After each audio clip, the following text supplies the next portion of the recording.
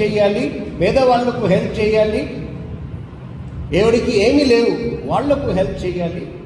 అందుకే మేము పనిచేస్తున్నాం. సో మీరందరికీ నేను ఎందుకు ఈ 2 ఇన్సిడెంట్స్ సంఘటనల గురించి చెప్పానంటే, చాలామంది అనుకుంటారు దేవుడు లేరని. దేవుడు మనకు కనిపించాడు. మన చుట్టుపక్కల ఉన్న మనుషులే దేవుడు. ఇది మనం ఎప్పుడు మాట్లాడలేదు.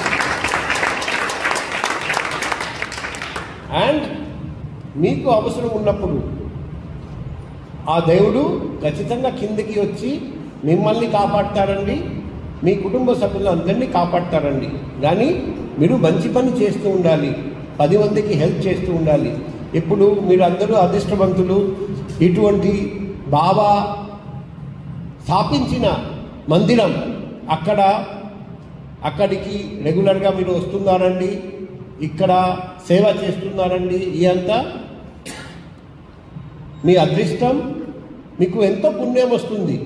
ఇలాగే ఈ అవకాశం అందరికీ దొరకదు. ఇది స్వర్ణావకాశం. మనం ప్రతిరోజు ఈ స్వర్ణావకాశం ఉపయోగించాలి.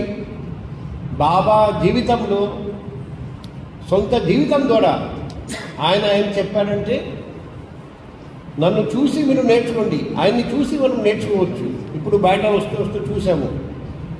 Humility is the sign of wisdom, Baba చెప్పిన మాట. మేము చిన్నప్పుడు నేర్చుకున్నాం, విద్య దదాతి వినయం. కాబట్టి ఎక్కువ నాలెడ్జ్ ఉంటే, విజ్డమ్ ఉంటే నీకు అహంకారం ఉండదు, అహంకారం రాదు. మీకు అనిపిస్తుంది ఇంకా ఎంతో నేర్చుకోవాలని ఉంది. ఇవన్నీ బాబా నేర్పించిన మాట. సో నేను ఈరోజు ఇక్కడికి రావడం నేను నా అదృష్టంగా భావిస్తున్నా.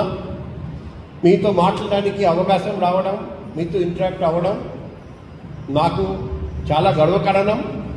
భవిష్యత్తులో కూడా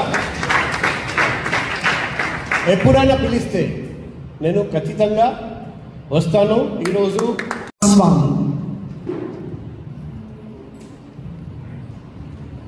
ఓం సారీశ్వరాయ విద్మహే సత్యదేవాయ ధీమహి తన్నః సర్వః ప్రచోదయాత్.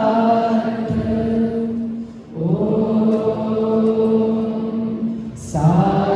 సారీశ్వరాయ విద్మహే సత్యదేవాయ ధీమహి తన్నః సర్వః ప్రచోదయాత్. ఓం సారీశ్వరాయ విద్మహే సత్యదేవాయ ధీమహి తన్నః సర్వః ప్రచోదయాత్. ఓం